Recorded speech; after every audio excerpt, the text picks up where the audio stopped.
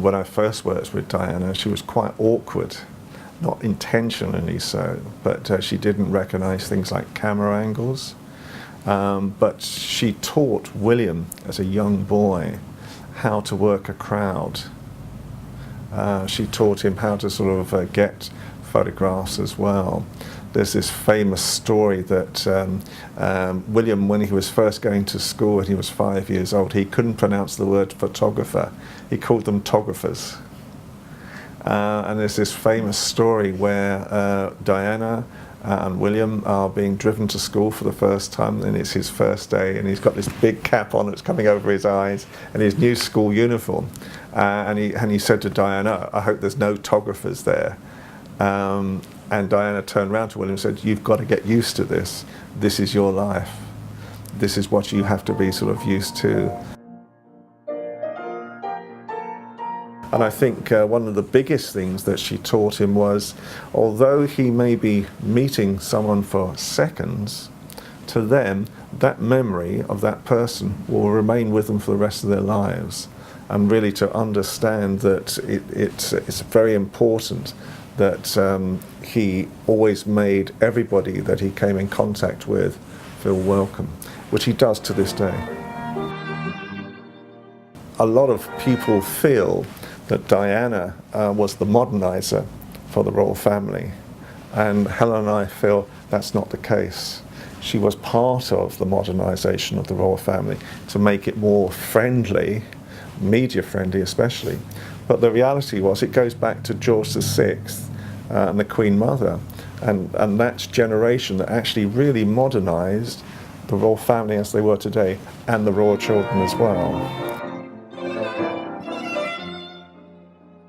And so there are different aspects that have actually happened. So in the Queen's time, when she was a young girl with Margaret, although she wasn't allowed to be educated outside the palace, a lot more normalcy happened with both of the children. And then when both the Queen and the Duke of Edinburgh then obviously had their own family, starting with Prince Charles, it was then decided for the very first time that instead of being educated within palace walls, as it had always happened, they would go to normal schools to be educated. And this was part of a much more flexible policy by the Queen and the Duke of Edinburgh to actually give a much better experience to the next generation of the royal family members of how life really was in Britain.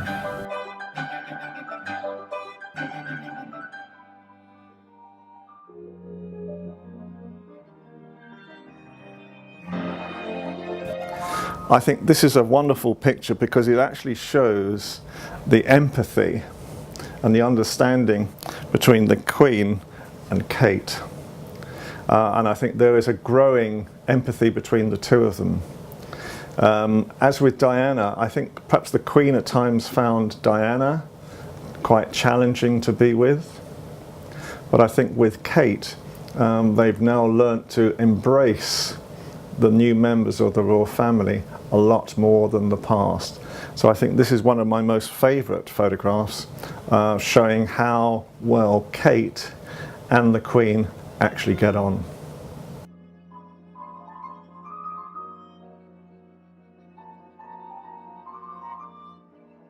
I think we've got a really good insight into William and Kate, and really an insight into how royal children will be brought up in the future as well, really on the knowledge of how they were brought out themselves.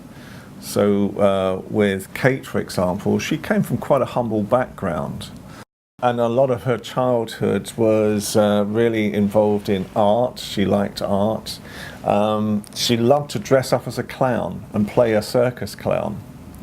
And so she's obviously had a sort of a happy side to her.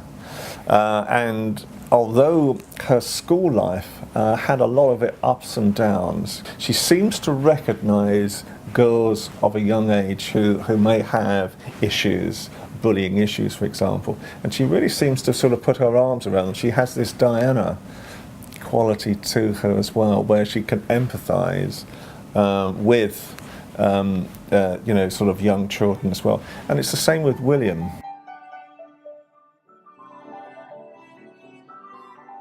Kate, I mean, she's known as the People's Princess now, as Diana was, and she's certainly got all the qualities that Diana had. And I think William obviously recognises that. She loves children. She's very good with people. She embraces people. She smiles. There are similar qualities, which obviously William is drawn to, and as a result, they're a great couple.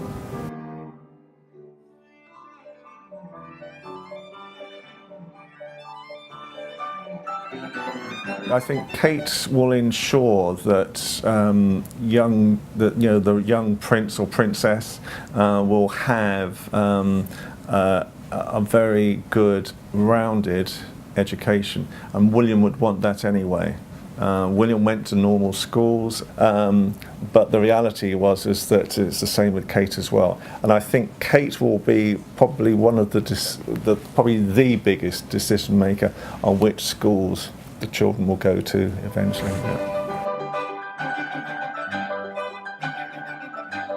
Through the different generations, that type of experience has diminished now to a point where today, obviously, hopefully, the new royal prince or princess will be given a much more sympathetic experience of life. And I think the British people want to see the royal children brought up so that they can actually be part of Britain and understand the problems that lie to some of the British people as well, and have a much better experience of life.